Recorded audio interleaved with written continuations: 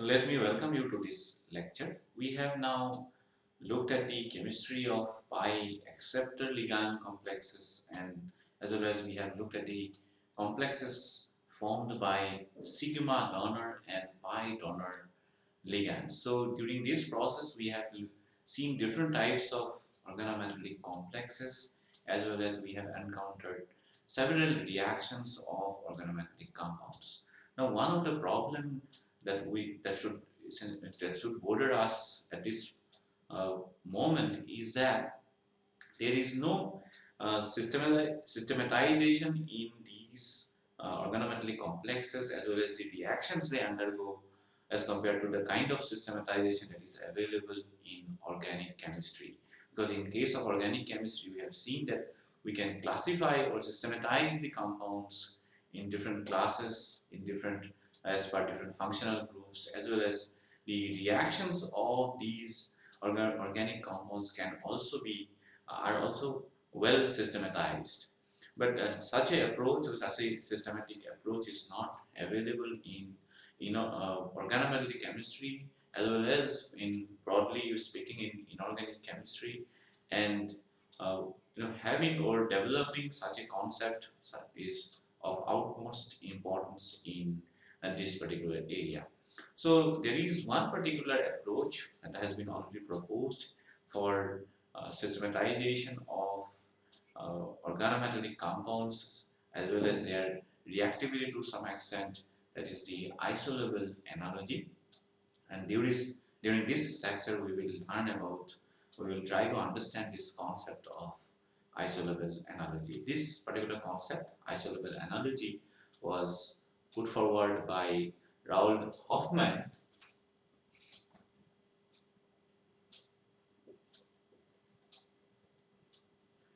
and this allows us to understand the variety of different organometallic complexes, as well as understand their structures and their reactivity also to some extent. So let us try to understand what is this isolable analogy. Now if we look at organic compounds, say if we just look at a couple of organic compounds here. So from here we know, if we look at this particular compound, there are hydrogen atoms attached to the carbon centers here, and here we have drawn the hydrogen atoms on one of these CH2 groups. Now these hydrogen atoms we know can be systematically, by doing organic chemistry, one can replace the hydrogen atoms by an alkyl or aryl group here, or in fact by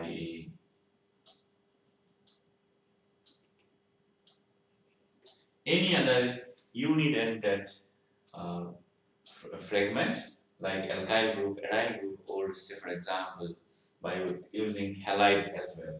Similarly, we can also see that we can take such a compound and systematically transform it, wherein one of the CH2 group is then replaced by an oxygen atom. So here we see that here it's a oxygen is a bidentate group over here, or fragment here, which can again replace another bidentate fragment, that is the CH2 group. Also, one can note that we have compounds like acetylene, and then what we can do is that we have compounds where the carbon atom essentially is replaced by a nitrogen atom. So this sort of systematic transformation of organic compounds, where functional groups can be essentially transformed into one functional group, can be transformed into another functional group, is available, and we know how we can, or what kind of groups can replace which sort of groups in organic chemistry. So the question really is, can we extend this sort of analogy to inorganic chemistry or in organometallic chemistry as well, or not? So now if you look at organometallic compounds, we see that similar fragments do appear in organometallic compounds. So let's see a couple of compounds. So we have seen the ferrocene molecule, where there are two CP ligands and one iron center is sandwiched between these two CP ligands. Then we have also seen another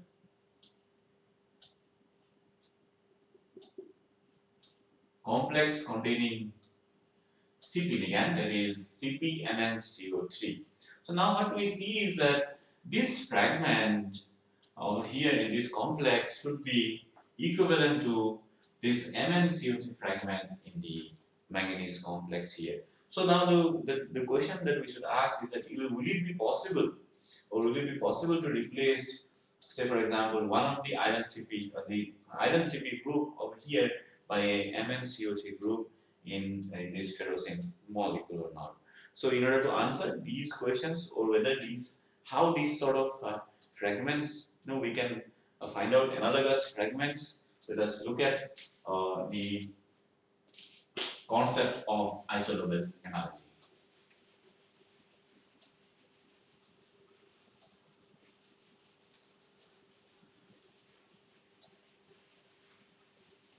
So before we do that, let us look at how one can get the fragments in case, or how one can do systematization, or how the systematization in organic chemistry has been done. So once we can start with this CH4 group, we see, and then if we remove one of the hydrogen atom from this CH4 group, we end up with the CH3 group here.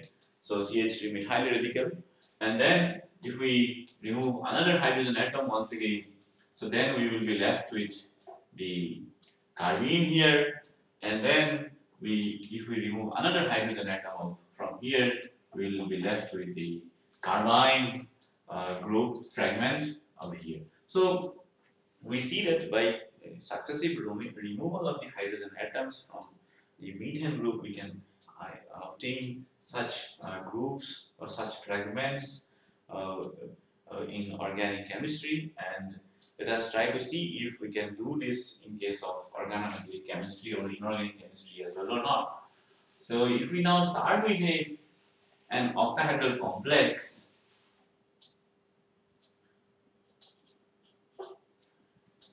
say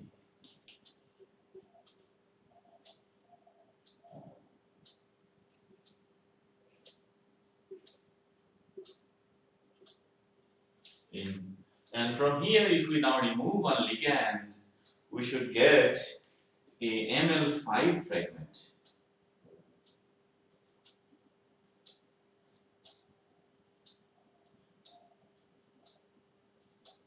And if we remove two of the ligands, then we should get an Ml4 fragment. And if we remove three ligands from the Ml6 complex, then we should end up with a Ml3 fragment in this way, as well as if you remove four ligands, then you end up with Ml2 fragments in this way. So what kind of fragments we end up with when we remove these ligands from a metal complex, and then what are the nature of the orbitals or frontier orbitals available in these fragments. We can do this, we can understand more about that by looking at the molecular orbital picture of these octahedral complexes containing sigma donor ligands. So let us draw a simplified version of these molecular orbital diagram. We have already drawn the complete molecular orbital diagram for an octahedral complex containing sigma donor ligands. So now we will use both the concepts of molecular orbital theory as well as valence bond theory and draw a more simplified version of this diagram. So now let us start with, for formation of an octahedral complex, we know ligand group orbitals of the right symmetry has to form, and there are 6 ligands, and these 6 ligands has to approach the metal center in an octahedral fashion. So let's draw the ligands.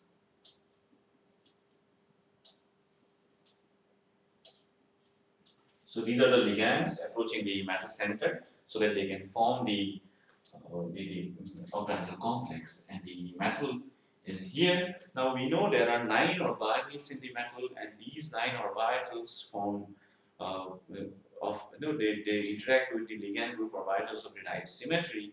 Now for formation of octahedral complex, we know that the hybridization has to be D2sp3 hybridization, and these d orbitals which participate in formation of this metal group orbital for formation of sigma donor complexes here, octahedral complexes. They are the d x square minus y square and d z square orbital. That is the easy set of orbitals we know, because the T to the set of orbitals, they remain non-bonding during formation of the sigma, the complexes with sigma donor ligands. So let us draw the metal orbitals. That is the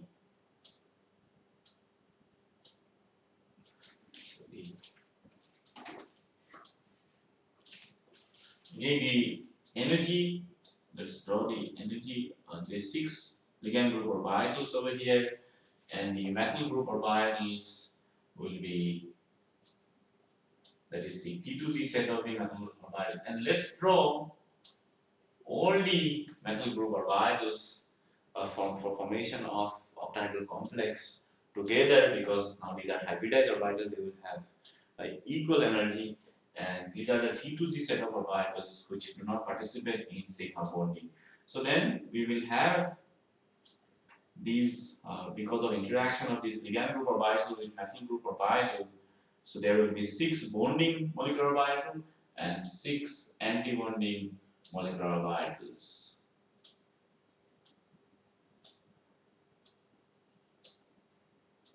This is how it is going to be. So this is sigma and this is sigma star, and the T2G set remains non-bonding, we know, and they participate only in pi bonding.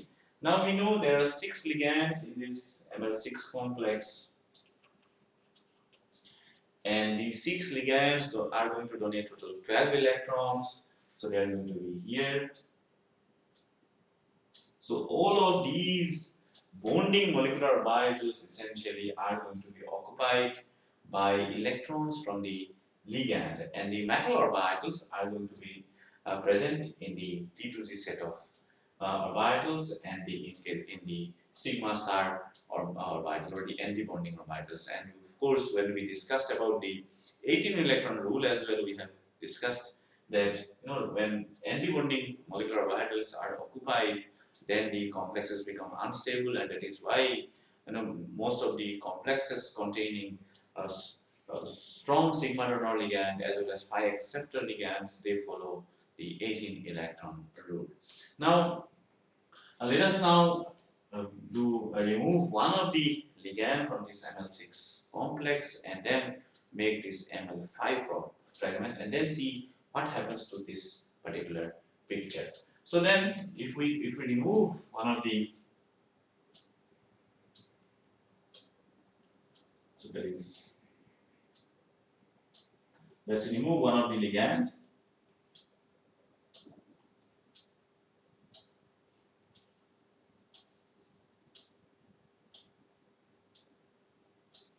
So let's remove this axial ligand that is present in this octahedral complex. So we end up with this, then this is the metal, and we end up with an Ml5 fragment then. So then we have, instead of 6 LGO, 6 atomic orbitals in this LGO, we will have 5 orbitals, and they will donate a total 10 electrons during formation of this Ml5 fragment. And then we have this T2G set of metal orbitals, and there are 6 orbitals on the metal left apart from this D2G set, that is D2sp3 set of orbitals here, and this D2G will remain non-bonding. This is going to be 5 bonding and 5 anti-bonding sigma star sigma star molecular orbitals during formation of this ML5 fragment. So then we will be left with one metal orbital will be non-bonding now here, and instead of here we had 6 metal orbitals. All of them participated in sigma bonding in case of this ML6 complex, but when we have removed one of the ligand, so one of the metal orbital which was earlier involved in sigma bonding, it now becomes non-bonding molecular orbital along with this D2G set of molecular orbital over here. So then there are 10 electrons. Let us fill the orbital electrons. 10 electrons will be filled in these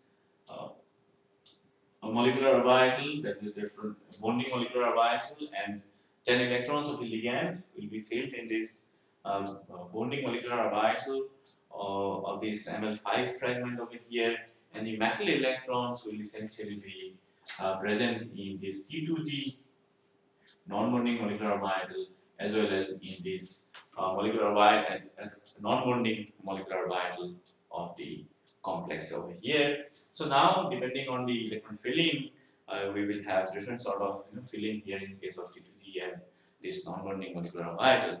And let us now take this. Let us fill total these molecular orbitals. So if we take the MnCO5 fragment, so manganese is a group 7 element, we know, and the 10 electrons from the carbonyl ligand will be present in this bonding molecular orbital over here, and the electrons from manganese will be present in this T2G and this non-bonding molecular orbital, which is now available because there is one less ligand in this particular fragment over here. So let us fill these 7 electrons. So 2 electrons over here, 2 electrons in each of these T2G set of molecular orbital, total 6 electrons, and there is going to be 1 electron in this non-bonding molecular orbital. Let's call this molecular orbital as psi hybridized over here. And now if we see the frontier orbitals of this MnCO5 fragment over here, then what we will observe is that this nature of the frontier orbital on this MnCO5 fragment over here is similar to the nature of frontier orbital present in the methyl radical, because in case of methyl radical we see that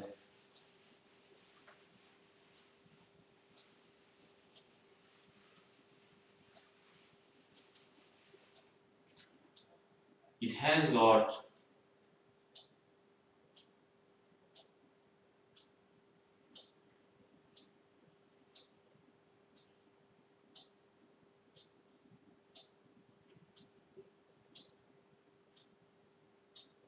there is an sp3 hybridized orbital is present, and there is 1 electron in this sp3 hybridized orbital. And this, in case of MnCO5, what we see, because now it has 5 ligands, that is 5 CO groups are there.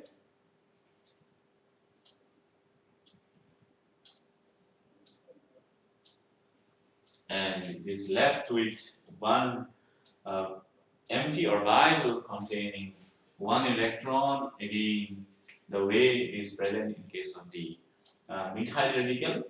And a couple of points that we should notice once again here is that though these the shape of the frontier orbitals and the number of electrons in these frontier orbitals in case of the methyl radical and the MnCO5 fragment over here are similar, these two fragments are not isoelectronic in nature, as in case of methyl, this carbon atom It has got 7 electrons, valence electrons are present. If you count the bonding pair of electrons with the CH bonds over here, while if you count the number of electrons donated by the ligands to the manganese center, then total there are 17 electrons in this fragment over here, and this is the 7 electrons are present on the central atom, that is on the carbon atom. So the number of electrons are different, and these two fragments are not isoelectronic in nature. Neither are these two fragments isostructural. So not isoelectronic and not isostructural. But then the nature of the frontier orbital and the number of electrons present in both of these in the frontier orbitals are similar in these two fragments, and that is why we will now call these two fragments as isolobal fragments, and we denote that they are isolobal by drawing this particular symbol over here. That when we draw such a symbol between two fragments, we denote that these two fragments are isolobal to each other. So then the definition, exact definition for when two fragments are isolobal is can be written: two fragments are isolobal if the number, symmetry,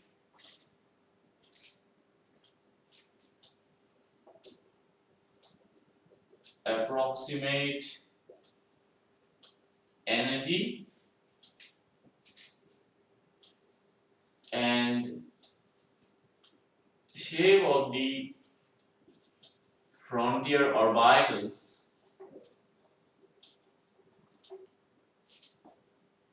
are and shape of the frontier orbitals and the number of electrons occupied them of electrons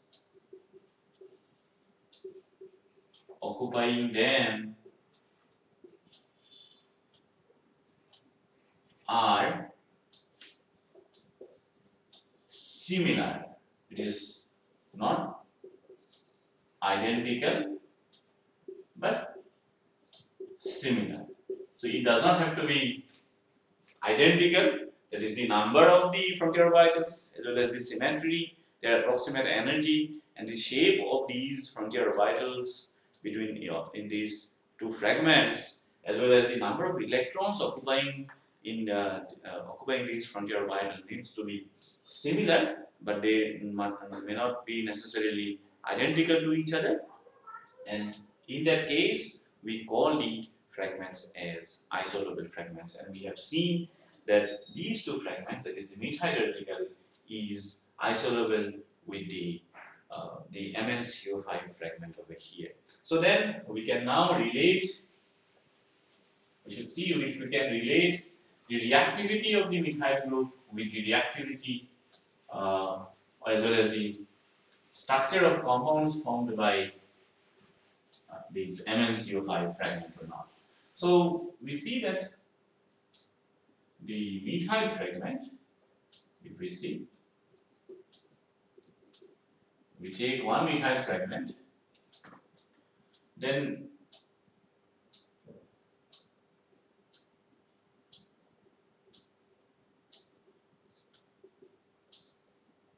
it does undergo coupling with another methyl fragment to form a very stable compound, that is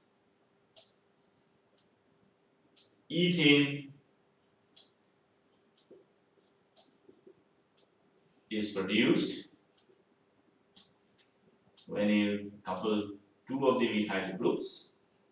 So now can we relate this sort of reactivity shown by the methyl group with the reactivity of the isolobal fragment, a fragment which is isolobal with the methyl group, that is the MnCO5 fragment. It does apparently. We can. That is, if we take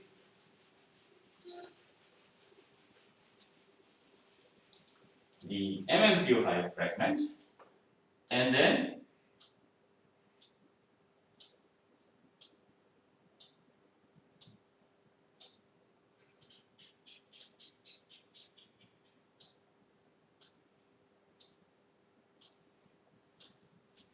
two of these MnCO5 fragments can couple together and give rise to a compound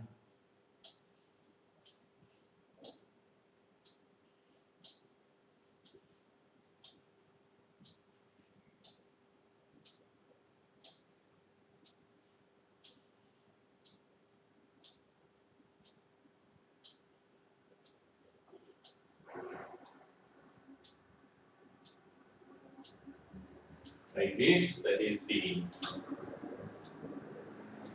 Mn2CO10, which is a stable organometallic compound we have already learned, and the way it can, the two of these manganese groups, manganese CO5 fragments can come and join together to give us Mn2CO10 is quite similar to the way these two methyl groups can couple together to give us this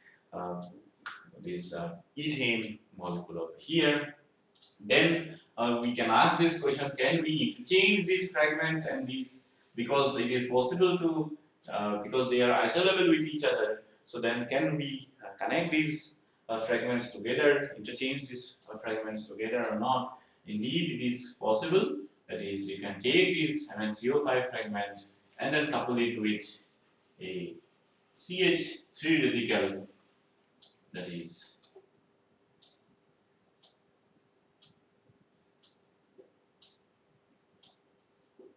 so you can take this CH3 radical, and again this is going to give us a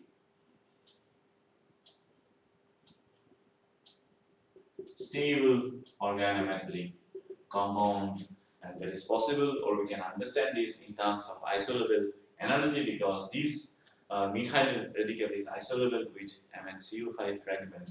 That is why such a reaction, we can understand it in terms of isolable analogy. So now let us push this concept a little bit harder and then ask this question: if we can remove, when we remove these two ligands from an Ml6 complex, what sort of organic fragment it will be isolable with? So let's rewrite this the molecular orbital diagram for an Ml6 fragment, and then remove two of these ligands to see what sort of, how the frontier orbitals will be in such a Ml4 fragment.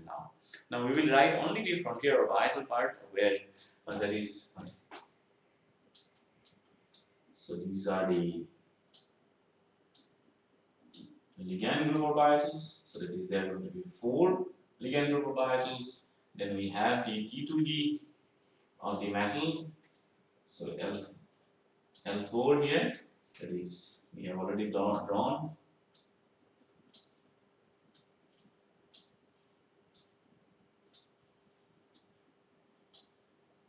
This is how the ligands are going to approach the metal, and there are going to be 4 ligand group orbitals over here, and then again we have 6 metal orbitals. So then we have 4 bonding and 4 anti-bonding sigma star molecular orbitals during formation of this fragment, and the T2G once again is non-bonding due to the metal. So now these bonding molecular orbitals will be occupied by 8 electrons from the 4 ligands, and this is why they are going to be all occupied by 2 electrons each.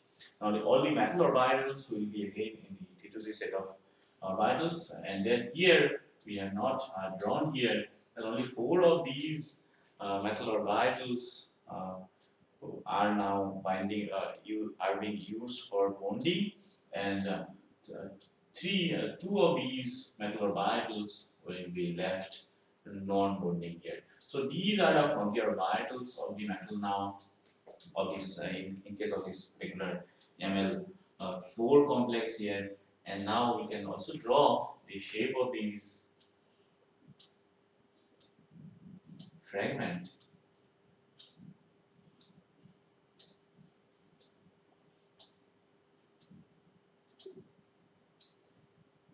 That is, here there is going to be one lobe, and this is going to be one lobe. These are these non-bonding molecular orbitals present here. So now, if we fill now total, say, fill all these frontier orbitals, that is the T2G set of orbitals with 6 electrons and 2 electrons in these non-bonding orbitals, then we will have 1 orbital in these non-bonding orbital, and this fragment will now be isolable with the CH2 fragment, because CH2 will contain 1 electron. So now if we, because we know all the metal orbitals are essentially filled in the frontier orbitals, so there are total 8 electrons in the frontier orbitals, and we know that iron is a metal which has 8 electrons. So all fragments containing iron or group 8 metals with 4 ligands will essentially serve as, or will be isolable with the CH2 fragment. So that is, we can have example of this FeCO4 is one example, or similarly OSCO4 as well will be, these fragments will be isolable with the CH2 fragment. So let us see how we can relate this with organic compounds, how we can relate the organic as well as the organometallic compounds by using this isolobal analogy. So we know that the cyclopropane, that is, there are 3 CH2 groups, and now we can replace, or we can relate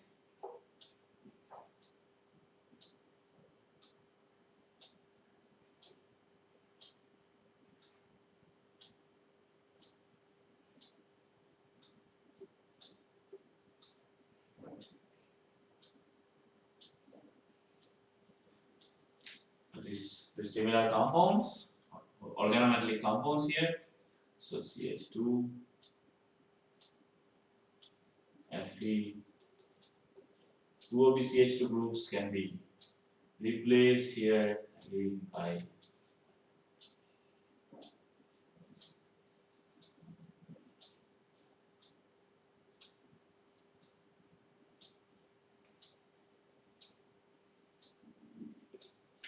this sort of compounds. They are all related by now isolobal analogy. Similarly, we can also have this trinuclear osmium compound whose structure can be related to cyclopropane by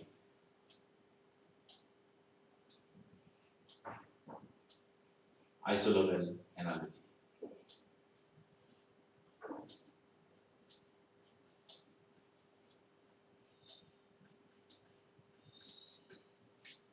So we see that this compound, that is OS3CO12, can be related to cyclopropane, because now we know the OSCO4 fragment is isolable with the CH2 fragment.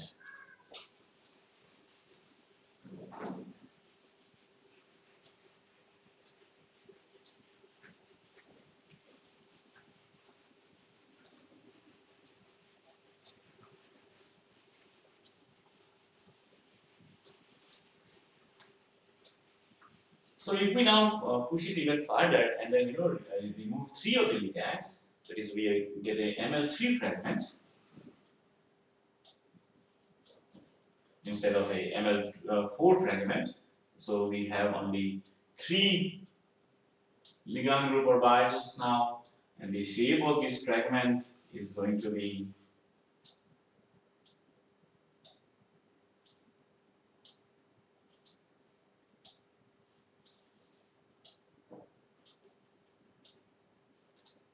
this way over here.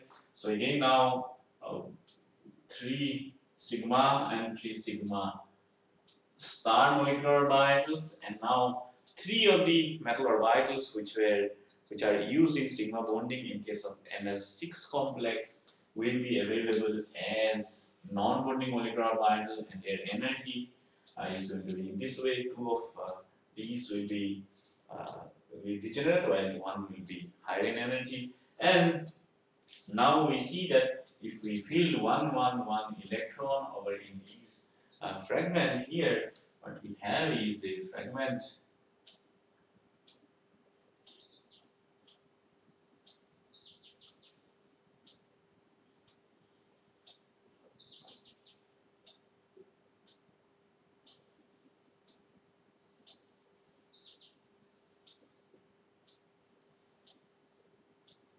this sort of a fragment of this sort, where there are 3 electrons in the 3 non-bonding molecular orbitals, and this fragment now we see is isolobal with the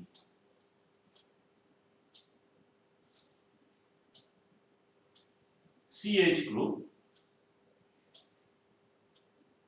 which has 3 frontier orbitals with 1 fragment, 1 electron in this way. So again, we can relate the ML, that is ML3 fragment with a total of 9 electrons in the frontier orbitals with a CH group. So let us see what metal will have, in case of which metal will have 9 electrons in the frontier orbitals. That is the group 9 metals like cobalt, rhodium, iridium will give us 9 electrons in the frontier orbitals, and that is why cobalt L3 or cobalt CO3 fragment will essentially give us cobalt L3 will serve as isolable with the CH fragment. So we can see related compounds where the compounds are essentially related by the isolable analogy. So we have seen that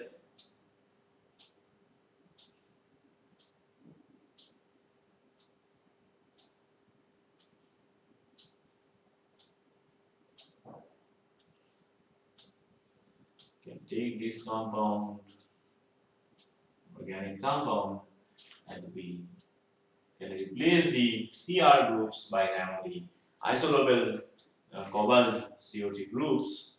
So that is cobalt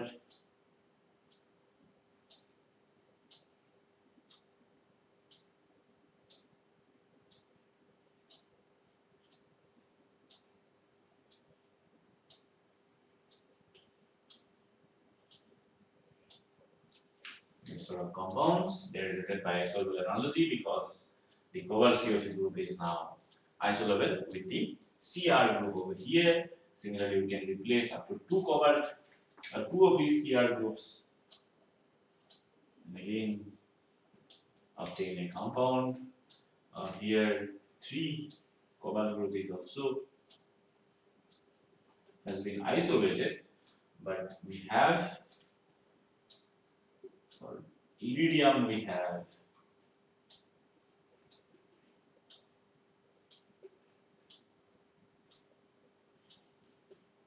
where all the corners are essentially occupied by IR CO3 groups, because again iridium is a group 9 metal and IR CO3 group is isolable with the Cr group over here or CH group over here.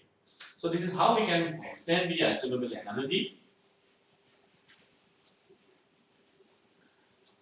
to different metal fragments with corresponding organic moieties.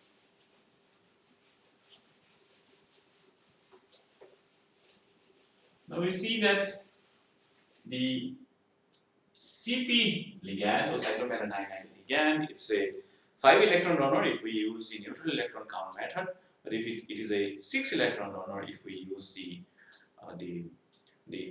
ionic or oxidation state electron count method. Then because the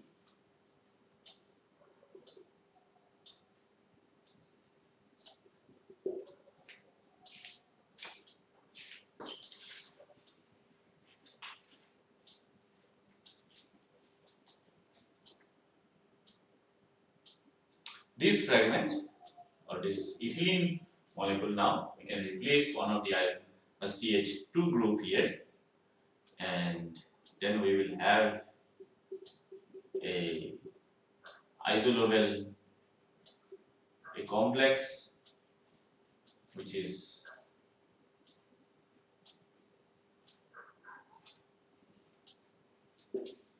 because the FeCO4 fragment is isolobal with CH2, so these two compounds are now related. And again, you can also have this, can replace both the CH2 groups, and you can have compound like this. But of course, this compound is unstable because there is double bond between two heavy elements, and we know that double bonds. There's a rule called double bond rule, and this tells that for elements which are heavier elements, the formation of double bond is essentially constrained, and that is why this compound is unstable. But of course, this is formed during formation of FeCO9. Now we have seen that this Cp group is essentially isolable because it donates 6 electrons, so it essentially donates 3 electron pairs, so we can replace 3 of the ligands by using one Cp ligand, and that essentially allows us to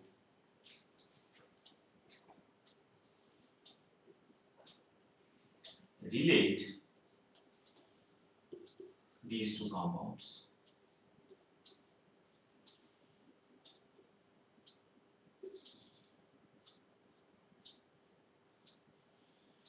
Because the Cp ligand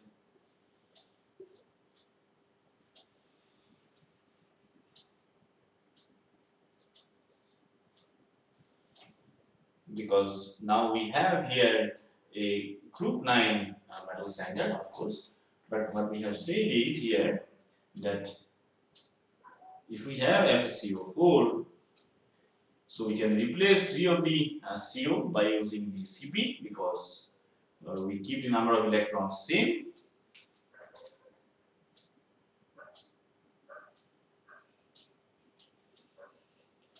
And in that case, there will be a negative charge because the Cp ligand we use this as a negatively charged ligand over here, and then this is going to be isolobal with rhodium CpCO because now metal has got one extra electron here, and that is why we can get rid of this negative charge itself here.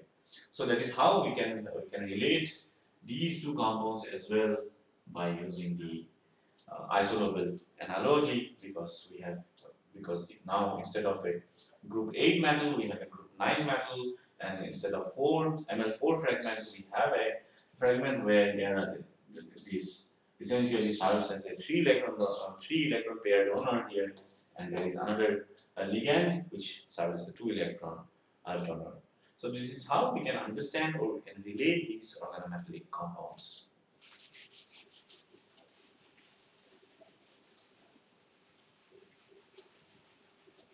So this essentially brings us to the end of this lecture. What we have seen during this lecture is how isolobal analogy can be used to understand organometallic structures, as well as it also helps us to understand the reactivity of these organometallic compounds to some extent. So why some organometallic compounds are formed, we can understand this in terms of simple organic chemistry, or we can relate this to simple organic compounds. So let me conclude this lecture with this, and I thank you very much for being with me during this lecture.